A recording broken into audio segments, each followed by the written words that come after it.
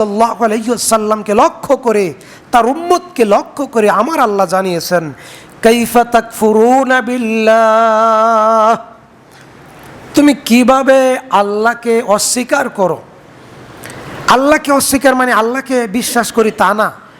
আল্লাহকে অস্বীকার মানে আল্লাহর ইবাদত থেকে মুখ ফিরিয়ে নেওয়া। আজান হয়, তুমি দুনিয়ার কাজকর্মে ব্যস্ত থাকো, ইবাদত থেকে তুমি ব্যস্ত থাকো, মুখ ফিরিয়ে নাও।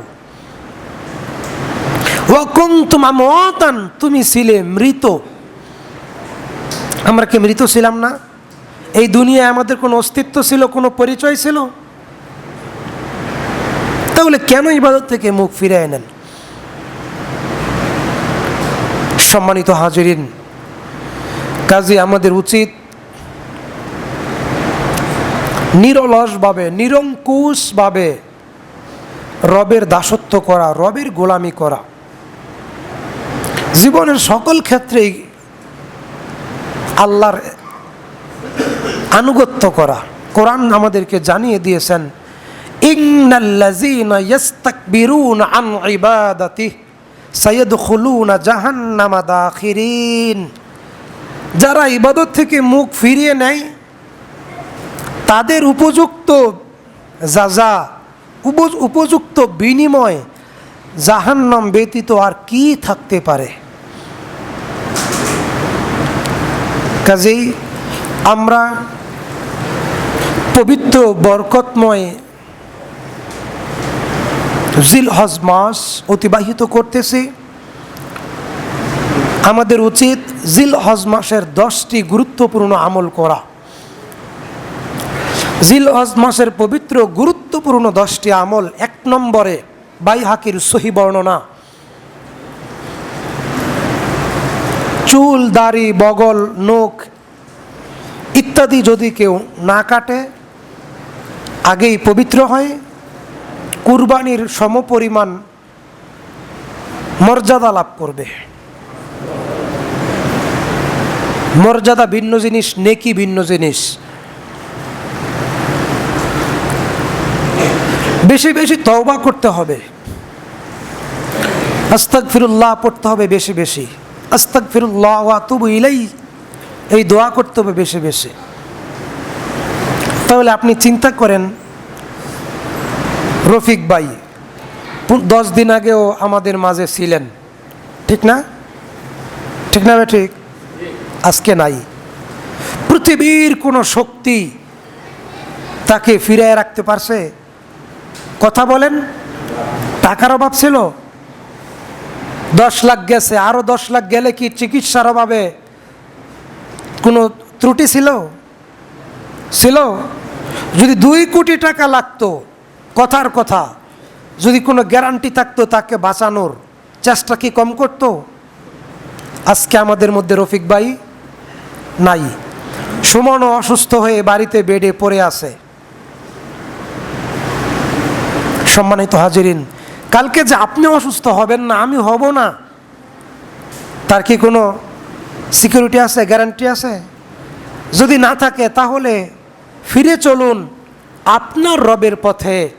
যেই রব আপনাকে লালন পালন করেন, যেই রব আপনাকে জীবিত রেখেছেন, যেই রব আপনি চাওয়ার পূর্বেই আপনার যা প্রয়োজন তা দিয়ে রেখেছেন। সুবহানাল্লাহ। রূহের জগতে আল্লাহ রাব্বুল আমিন আমাদেরকে সমস্ত রূহকে একত্রে বলেছিলেন, আলাস্তু বিরব্বিকুম, আমি কি তোমাদের রব নই? তখন আমরা কিন্তু নাম বলি নাই। নাম এটাও একটা আরবি শব্দ, বালা এটাও একটা আরবি শব্দ। নাম শব্দের অর্থ জি, অবশ্যই, এটা সাধারণ অর্থ ব্যবহৃত হয়। বালা কেন নয়, অবশ্যই, এটা আর্টিকেলের ব্যবহারে দি ব্যবহৃত হতে হবে। বালা অবশ্যই, কেন নয়, আপনি রব। যেহেতু আমরা রূহের জগতে আল্লাহর কাছে স্বীকার করেছি আপনি আমাদের রব, তাহলে অবশ্যই ইবাদত করতে হবে, এটা আমরা আগেই মেনে নিয়েছি।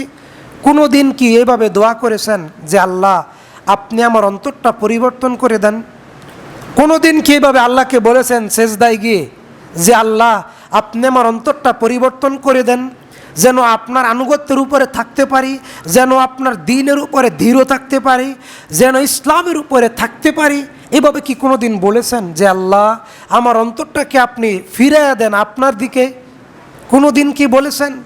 যদি না বলেন তাহলে আজকে থেকে বলেন, আল্লাহ আমার অন্তরটাকে আপনার দিকে ফিরিয়ে দেন।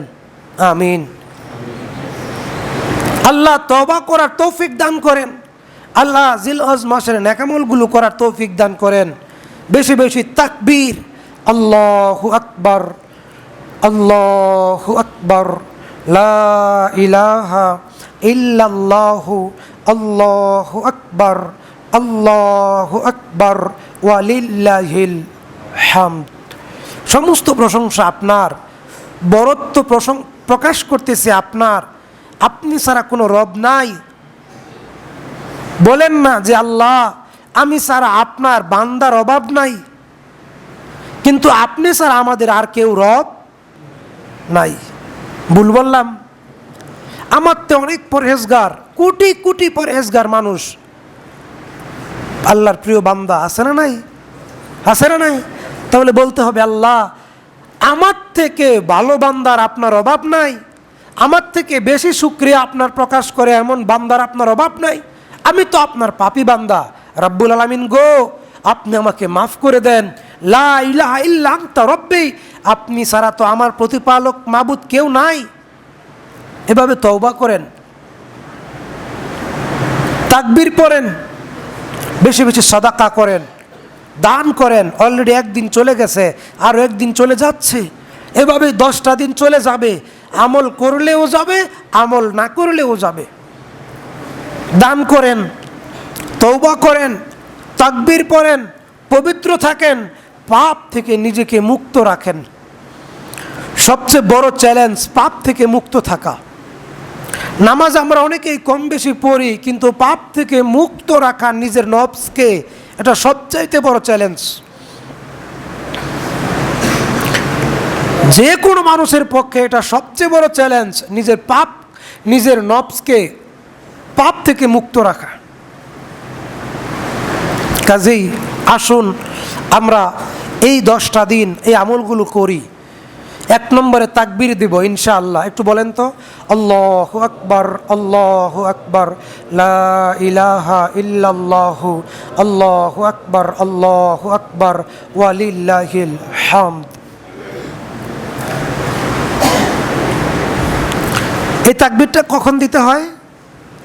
24টা ঘন্টা, যতক্ষণ না ঘুমান, বাড়িতে, বাজারে, রাস্তাঘাটে, দোকানে। এটাই সুন্নত। পারবেন তো ইনশাআল্লাহ? তাহলে আজকের খুতবায় অন্তত এই আমলটা শিখেন। প্রত্যেক বছর জিলহজ মাস আসার পরে এই তাকবীরটা দিবেন সর্বত্র ইনশা। এই 10 দিন লাগাতার এই তাকবীরটা দিবেন, যতক্ষণ না ঘুমান ততক্ষণ। পারলে মানুষ না থাকলে একটু জোরে জোরে দিবেন। আবু বকর ওমর জোরে জোরেই দিতেন, আর নয় মনে মনে দিবেন। এই 10 দিন দান খয়রাত বেশি করবেন। পারলে নফল সিয়াম পালন করবেন 9টা। যদি না পারেন তাহলে আরাফার রোজা রাখবেন একটা, আগামী বুধবার সম্ভবত